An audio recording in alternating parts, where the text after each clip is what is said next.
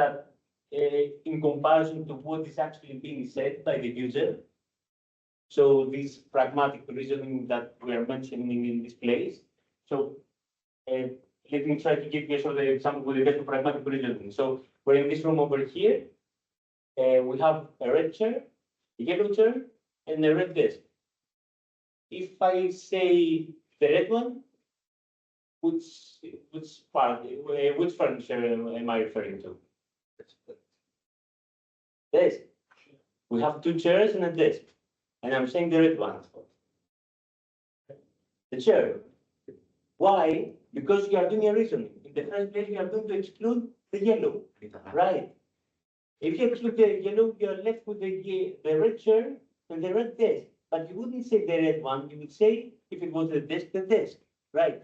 So, wishfully thinking, in programming, we are willing to have, LLMs that are going to be in position to do something similar to that. It's not going to be that complicated every time. At least be in position to decontextualize a short answer that's being given by the user, so as to understand what has been said before that or where it refers to. That's the third thing. But the fourth thing, and I need your understanding in this thing because I'm using this one over here, if we remember from the previous meeting. So another quite useful and meaningful feature an LLM needs to have is to try and respond with empathy to the user. So if you say to the LLM that, let's say, my father is alive yet, but my father has died, you need afterwards at least an introductory expression that what a human would say to you. Oh, I'm sorry, that's disappointing. So there is empathy and there is emotion and things like that in the way that we speak and in the word choices that we make that cannot be avoided. So this is something that needs to be taken care of. I'm not referring to excluding the thing because it's not possible. But I think we need to be aware that even the word choices, the word order, or a small phrase that you put in the beginning of something, not that you put the LLM actually inserts, might bear some sort of empathy. And most likely, if we are talking about, for instance, some sort of medical setup, even non-emergent one, that's a good thing. So these are, briefly some things that we are concerned on and we are working on. The small parenthesis that I promised in the first place. So we mentioned about, we refer to RAG. So that's from a paper it's not from a guide, it's from it's a list of guys actually. So what's RAG? If we had a typical naive foundational model, we would have the user. Imagine the ChatGPT stuff, right? You would type something and you would expect a response. So if you had that thing, you would type something like that. If the LLM was trained on data, let's say 6 months before, and you asked for the accident that happened in Novi Sad, you wouldn't get a response. This information is not in the training data, end of story. Whereas with the RAG approach that we're discussing right now, what can you do if you're an enterprise or a news group or something like that? Apart from the query, each time or once at the beginning, you can also upload documents. These documents are going to be chunked. So we are going to be splitting the sentences or parts of a phrase and things like that. And they are going to be placed in the database that we're going to be seeing afterwards.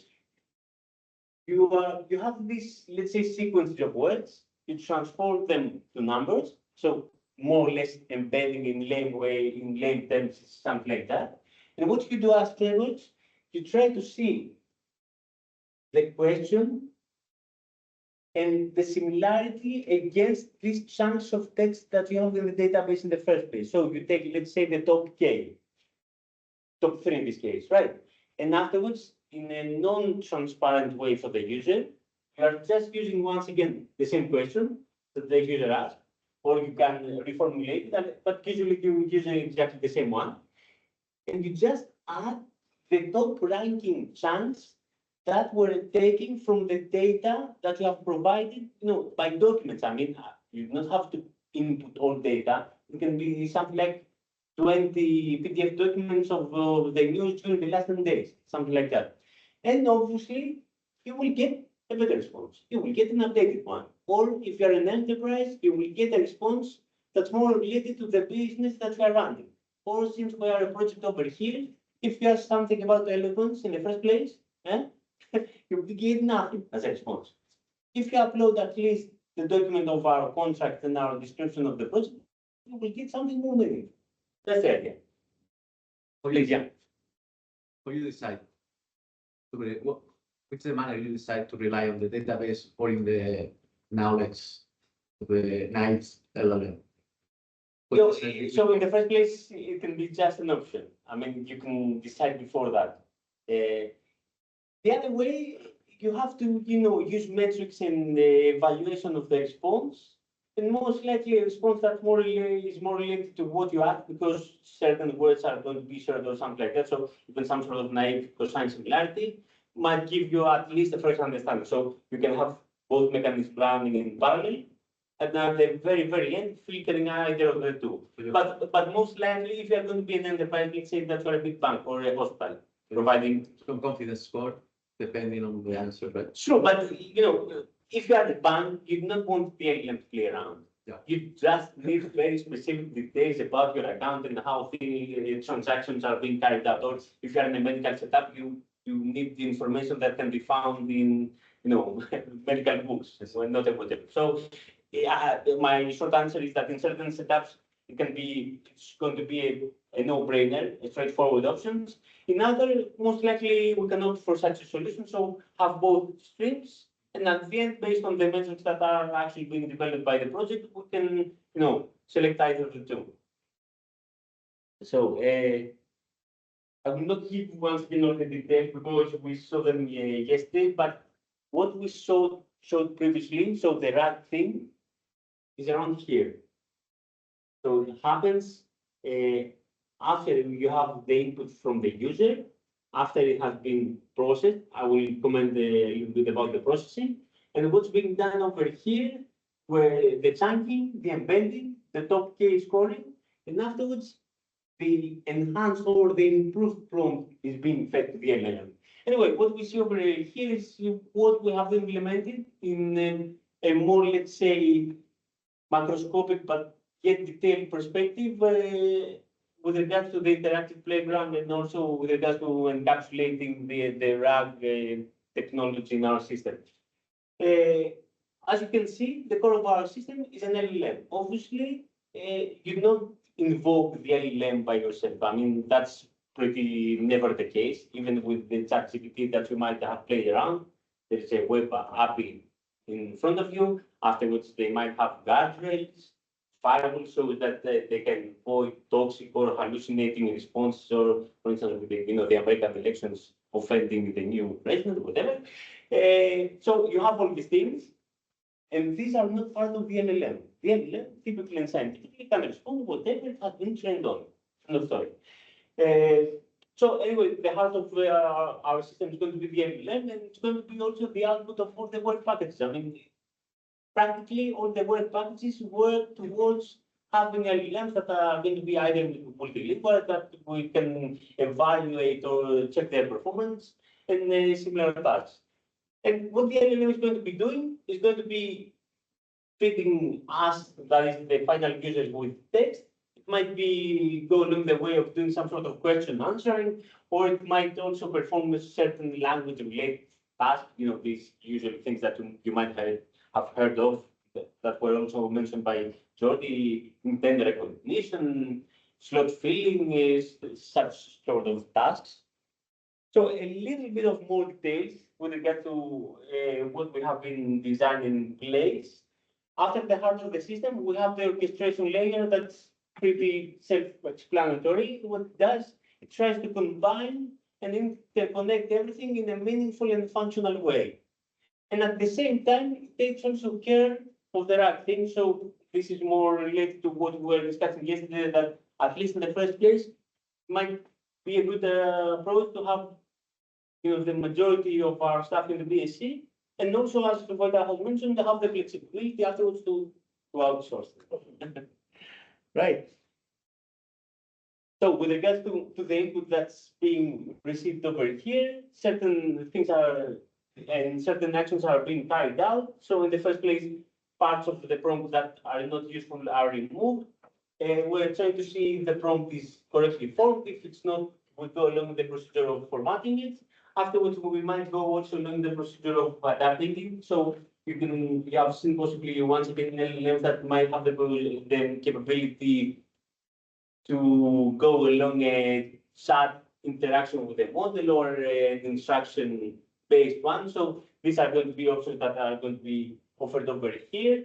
Afterwards, we have this term that's called repainting. It's an exotic term, but it's not something really impressive. So in certain LLMs, you need to have, for instance, something like tags. So if you happen to have used something like the Llama 8 billion or the 70 billion, over there, apart from the text itself, so apart from the question that the user asks, you need to define roles. So you need to define the role of the system, the user, and the assistant. And since you do not want the user to mess around with these things, because it might get complicated, it's going to be done automatically. And now, obviously, if you have semantic retrieval or actually RAG over here, you are feeding the process input to the LLM via proxy, you receive the response, and afterwards you process it over here. So you try to parse it and more or less retrieve the pieces of information that are meaningful for you. Because once again, if you have used LLM sometimes, and if you see the first raw output, quite frequently is not what we are getting as end users in a pretty nice web app. So some things need to be done before that. In parallel, as we also discussed and analyzed yesterday, at least briefly, everything's going to, at least what's happening in the orchestration layer, the related RAG or retrieval databases, it's going to be containerized because we want everything to be isolated and at least attempt to do something like a secure separation of the data and at least avoid leaks, data leaks that is in the source. So what's in place right now more or less gives also certain functionalities, capabilities to the rest of the tasks that are being run in the project. So in the interactive playground, we might have the capability at some point, apart from the output, to have some sort of evaluation based on the metrics that are being developed on task number one. Once again, because we could have something like a drop list selecting certain LLMs or certain fine-tuned LLMs, we're going to be in position to make some sort of comparison between adapted versions of LLMs or out-of-the-box ones, the OOP thing. We would also be in position, mainly final users, to check what happens with the multilinguality and multimodality. And also, as we have discussed quite a number of times, the first thing that the first users of our system, apart from us, that is, most likely are going to be our partners from task number 6, that they need to be starting using the thing and checking the responses and try to figure out what happens with regards to the ethics compliance that they have in their mind. At a later stage, on a more, let's say, mid to long-term objective path, this whole thing is going to provide some bridge between what we're actually building and working and the final stakeholders and actual users. And by this, I mean that by using the interactive playground and also any potential RAG technique or the things that we saw in the beginning, we are going to be in position to produce some sort of customization demos or use case templates and similar things. I'll comment about these two in the next slide. So customization demo, yeah, okay. I'll start here and you go down for 5 minutes. Yeah. Okay. Thank you. So with regards to the customization demo, if you have a final stakeholder or a guy or a lady that needs to use what you have in mind, he's going to be in position to access the interactive playground, upload his or her documents, and see how the system behaves and operates. That's the first thing. Another interesting one would be to, as I mentioned previously, to be in position to test the interface by checking various parameters and their effect on the final outcome, that is temperature, top case, top end. These are more related to the results that you are getting and the evaluation. I mean, you more or less get sequences of words. You evaluate these words and you get scores, and these scores alongside with the words give you the essentially the final outcome of the LM. So it's going to be something like that, or it can be use case template. So since we have containerization, we can say that we can have a setup that's going to be for medical applications. Another one that's going to be, for instance, for public service or something like that. And these are going to be separated and tuned and set up from beginning to scratch. So last thing, I'm not going to go into the details of everything. I'm just trying to demonstrate over here, and you can check the slides afterwards. But for the details, that what we are building, apart from the use case scenarios that we will have in mind and demonstrate, has some sort of actually use and practical applications in the real case scenario. So, I'm just cherry picking over here. So, for instance, you can have a system that can do automatic appointment scheduling by trying to combine your calendar with the calendar of a hospital, and at the same time giving you all the necessary options. And the only thing that you are going to be doing is just asking for an appointment, nothing more than that. Or you could ask for some sort of personalized health information if the situation is critical. I mean, if you're not dying, right? If you are just hurt or something like that. With regard to the public sector, you can do something interesting, obviously. So you can handle non-emergency inquiries, and in this way, reduce the load of public service. So an LLM can play the role of a small call center. I'm not saying that these guys should lose their job. They can be actually the points of escalation if everything goes south.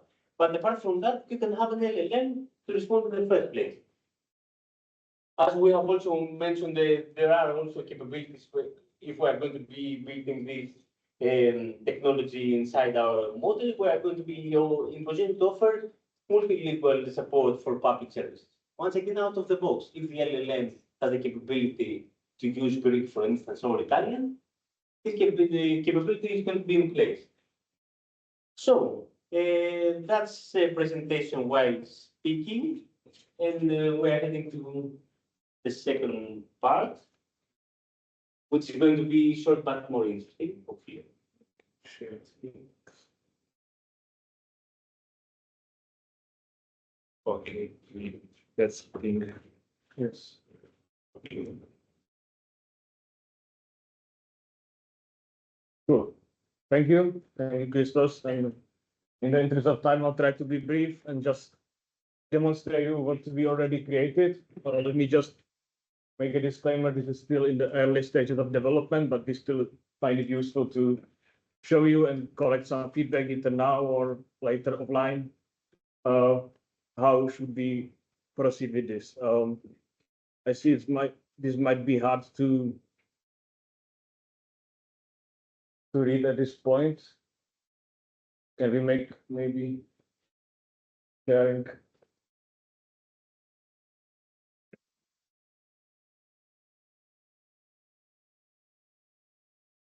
It's just a bit bigger. Hopefully it's readable. You can switch on. Oh, the chat. Oh, yeah, sure.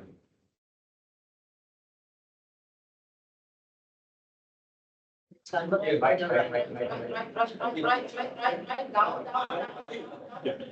here. Perfect. Okay. Thanks for the cooperation. So just briefly, this is what Christos so nicely talked about in the last 20 minutes. This is the actual interface to this thing. We have some settings on the left side, and on the right, we have interaction with the model. And I have prepared some examples. Of course, we can try also something else, but in this interest of time, this is already connecting to some LLM. In this case, it's only OpenAI, but it's not difficult to switch to other LLMs, possibly hosted on BSC or wherever we want. It's just a matter of configuration of this service. And what is important here, we have this task. For now, we have only 2 tasks, but this is saying use a simple one. So this is not using the mechanism that Christos created. And I'm asking which countries are participating. Also, one thing here, we are giving this prompt to the model. So we are already giving some context. We are talking about ELOQUENCE project, but it's a general LLM. So if we ask which countries are participating, it doesn't answer because suddenly ChatGPT doesn't know all about ELOQUENCE yet. Unfortunately. So it's instructed, if in the context there is no answer, just say you don't know. So this is what happens. But we have another part of this service. So let's create something we call index. And this is actually creating a database that will be available to the model. So I have prepared, this is the PDF with the proposal of the ELOQUENCE project. And let's just upload this to our service and run. It takes just a couple of seconds. What happens during this time is the PDF is uploaded and the text is split into so-called chunks, which are the pieces of text that will be available to the model. And now if we just reload this, we see that new field appeared called ELOQUENCE, which we just created. And I switch the task to RAG, which is using actually the retrieval mechanism. And now asking the same question is already answering. We can see on the right which pieces of context were retrieved from the PDF. And we can see that somewhere here, the countries are actually listed and the model correctly answers. So this is just to briefly demonstrate this mechanism. There is more, but in the interest of time, let's skip to the next part. And for this, I will just briefly show you another aspect of this service. It's not only the web interface that we have just seen, but it's also programmatic API at the same time. So this is a really simple Python script that just calling the service we have just seen. And we are specifying the settings here. It's essentially the same as we saw in the interface.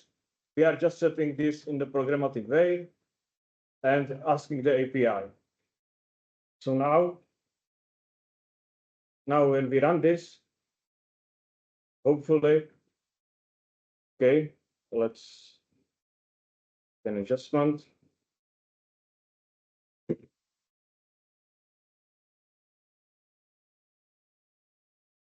Yes, we need to fill in the name of the index we just created. I named it ELOQUENCE. Now it should work finally. And we are getting the response. So what I'm trying to demonstrate here, this is available also in a programmatic way. So we can use it to evaluate large batches of data with some Python script asking this interface in the similar way we just did with the web interface, and it will answer. So this functionality will be also available via the programmatic way. So we can use it for evaluations and other purposes. And this concludes my part. I tried to be brief. Just to conclude real quick with the last remarks. This is the diagram similar to what we have already seen, but there are a few things important here, and I just mentioned these two. The plan is to implement also something like logging of the history of the interactions and also the results of experiments. So anytime someone from ELOQUENCE does use this service, everything will be stored and it will be reproducible. So we can go back to some situation, even in some part of the dialogue, and replay the scenario once again, or look at the results and the metrics, etc., which I believe is very important and useful for providing the results, getting back to the same situations, experimenting, etc. So this is it. I don't want to steal some more of your time, but please, if you have questions now or later, feel free to ask them. Thanks.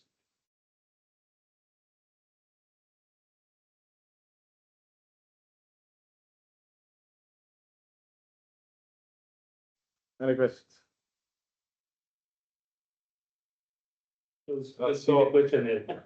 Yeah. Yeah. So Hold on, probably would be to also include some speech stuff into all of this. Do you plan also to play with the speech inputs? Because it will be more data intensive, obviously, but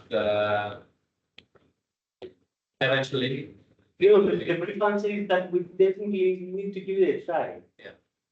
But, with regard to what has been developed, there is definitely no restriction. Yeah. So we're not saying no beforehand. Yeah, technically it's possible for sure. I think it's about the priorities. If we need speech or if we need different functionalities, but definitely that's something we can implement. And I agree, it would be nice to have this possibility. Please don't forget to fill in the questionnaire. Thank you. Because you mentioned that you're looking for empathy, you're looking for emotional detection. And I think this is where we need to get stronger because it's AI art. It's basically does not allow. That's exactly what we said. We're not doing any sort of classification of emotion, nothing. But just saying that sometimes the response that you are either getting from a human or you're either getting from an LLM might contain a selection of words that they could bear also an emotional meaning. And that's something inherent that you cannot avoid. Yeah, so we're not going to be performing any type of emotional detection, classification, filtering, evaluation, nothing like that. Yeah, definitely. So I guess that, thank you very much for your presentation, super nice.